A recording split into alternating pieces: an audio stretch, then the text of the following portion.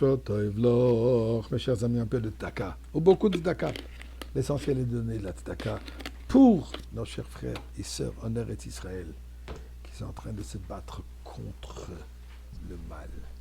Et ce n'est pas seulement leur bataille, ce n'est pas seulement leur conflit. C'est notre guerre de la lumière contre l'obscurité. Ça, c'est la guerre de la Géoula. Et nous la gagnons. Chacun faisant sa part, les soldats en Eretz Israël sur le front, nous en ajoutons encore des mitzvot. Quand est-ce que ce conflit a commencé? Quand est-ce que cette mission a commencé? Eh bien, paracha de cette semaine. Ve'ele toldot Yitzhak ben Avraham. Et voici la famille patriarcale de Yitzhak. Donc, les descendants de Yitzhak. Les enfants de la famille de Yitzhak. Qui est Yitzhak? Alors il dit, Yitzhak ben Avraham. Yitzhak, le fils d'Avraham. Mais là, il continue. Avraham, holid et Yitzhak. Avraham a donné naissance à Yitzhak. Je pose la question. Si on me dit, tel et tel est le fils de tel et tel, mais ça va de soi que tel et tel est le père de tel et tel, pourquoi est-ce que la Torah doit nous raconter, doubler cette chose qui est tellement claire? Nous savons très bien que dans la Torah, chaque lettre, elle est précise. Alors de nous dire, Toldot Yitzhak ben Avraham, Yitzhak, le fils d'Avraham, Avraham olid et Yitzhak, Avraham est le père de Yitzhak, superflu. Plusieurs midrash. Un midrash qui nous dit pour nous raconter qu'Yitzhak avait la même physionomie, ressemblait à son père, afin que personne puisse dire qu'il n'est pas le fils d'Avraham. Un autre midrash de nous dire que spirituellement, il était similaire à Avraham. Il avait même la même ADN qu'Avraham. Et là, on se pose la question.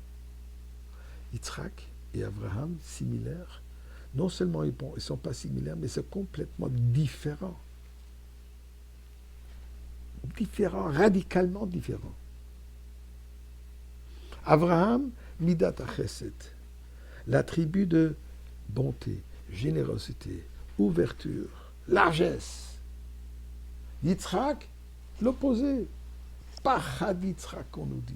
Dans le terme de la Chassidut et de la Kabbalah, Midat HaGevura, la rigueur, la crainte. Avraham, Dieu l'appelle Avraham, Aouvi, mon bien-aimé, Yitzhak, c'est Pachad Yitzhak, la crainte de Yitzhak.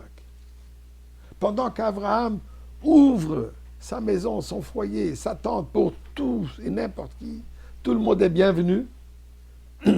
Même ceux qui viennent avec la poussière du désert devant qui ils se prosternaient. Avraham leur demandait, je t'en prie, lave tes pieds, ne m'amène pas ton idole à l'intérieur de ma tente, mais tu es le bienvenu. Yitzhak, on nous dit qu'il était aveugle par l'encens que les femmes d'Issa offraient pour l'idolâtrie. Il ne supportait pas cette idolâtrie. Donc, Avraham, lui, il est ouvert, généreux, donne, amour, gentillesse, chesed, sert Dieu avec Ahava. Yitzhak, c'est l'opposé, restreint, sévère, renfermé sur soi. Pendant qu'Avraham voyage le monde, part en Égypte, part ici, là, Yitzhak est demandé à rester chez lui en Eretz Israël. Comment est-ce qu'on peut dire qu'ils sont similaires? Eh bien, nous explique le Rabbi, la similarité est dans leur mission. Ils ont les deux la même mission. La mission d'Avraham Avinu, c'est quoi? De ramener, de dévoiler la divinité, de dévoiler la présence de Dieu dans ce monde. Pendant qu'ils étaient tous idolâtres, et Abraham a commencé à enseigner l'unicité de Dieu, le monothéisme, la croyance en un Dieu. Abraham, il fait ça de sa manière. Yitzhak, il fait la même chose, mais de sa manière. Pendant qu'Abraham sort vers le peuple, Yitzhak s'assure que le peuple vient chez lui. Comme Avimelech, malgré le fait qu'il s'est battu contre Yitzhak, ensuite il vient, il reconnaît, tu as raison. C'est Dieu qui a raison. C'est dans ce sens qu'ils sont similaires. La même mission, mais exprimée d'une autre manière. Pour nous enseigner, nous avons tous la même mission. Cette mission qu'on a dit tout à l'heure, c'est de dévoiler Mashiach dans ce monde. Chacun le fait de sa manière. aussi longtemps qu'on le fait. Et nous voyons que nous arrivons. On voit aujourd'hui, je viens de voir un petit clip, des gens habillés, des Arabes, qui sont en train de chanter un chant de Yidid Nefesh, Avrahaman, qui est un chant qui proclame la croyance en Dieu. C'est ça la Géoula, que le monde entier va parler le langage divin, le langage de croyance en Dieu. Ça, c'est notre guerre, et nous arrivons à la fin, et que Dieu fasse que ça soit déjà aujourd'hui.